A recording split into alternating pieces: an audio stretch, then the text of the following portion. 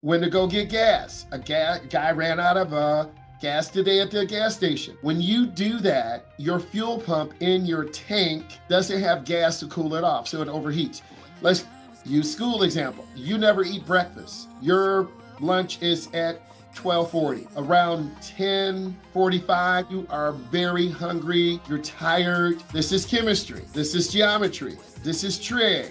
This is calculus. It's a hard class. Before lunch, you are falling asleep. You're in the habit of going to the bathroom and talking to your friend when your teacher's going over proofs and formulas. You're developing bad habits. Some of you are developing bad habits now by not paying attention. I'm being watched, you're being watched. All the habits are important to learn. What's the best habit to have? Being patient.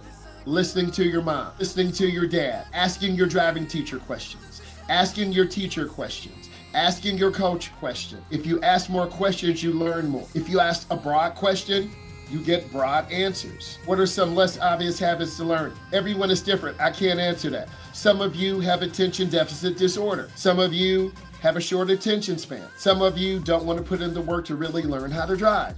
Some of you are in a hurry. Some of you won't listen to your teacher, your coach, your parent. So it's different. Stop signs, one of the most obvious things, but many of you will roll a stop sign. Well, there's no one around. You're gonna roll the stop sign and fail. That's a perfect habit. It's obvious. Stop, S-T-O-P. Please put in questions. A rolling stop feels like cooperation, yet it steals one of your most important things, scanning the intersection, looking for hidden movement behind a parked car or the hedges. And the full stop gives your eyes time to catch what your brain is missing. Remember, I'm talking to young people who've never driven before. Your mom and dad have habits. If they run a stop sign, it's because they're lazy. You are learning.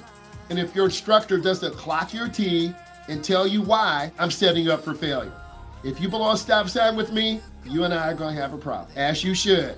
Stop means stop completely for 3 seconds. But many of you are going to blow stop signs in school. So I'm trying to get you to understand about a stop sign. People take this so casual, and that's what all of you will do. Well, my mom runs it. My big brother runs it. Well, if you get a ticket, won't see you in segment 2 in 3 months. Oh, if you get comfortable running stop signs, one day you will get a ticket. It's just a matter of time.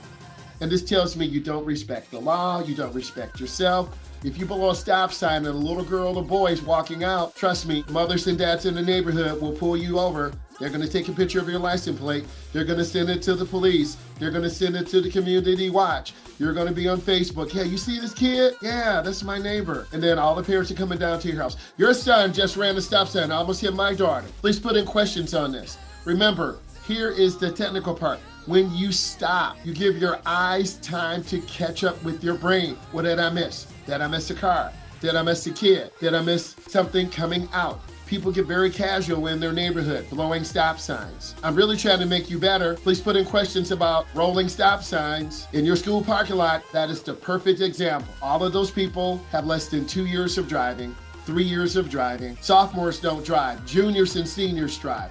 Freshmen don't drive unless there's an emergency situation in the family. Your juniors and seniors don't stop at stop signs. Come on, let's be real. We can go up to the school right now. They don't stop at stop signs. They do rolling stops. Well, I just want to be like everyone else. So let's look at your question. What's the point of a stop sign? So you don't kill someone? Plain and simple. That's the point of a stop sign. Please come with more questions than that. But I'm being humble. A stop sign is there so you don't run over someone. You don't kill someone. The other part of the intersection does not have a stop sign. If you don't stop, you run them over. That's the point of a stop sign. Plain and simple. Go to the end of your school parking lot. You have the main roadway. If you don't stop, you hit a car. You're at fault. Plain and simple.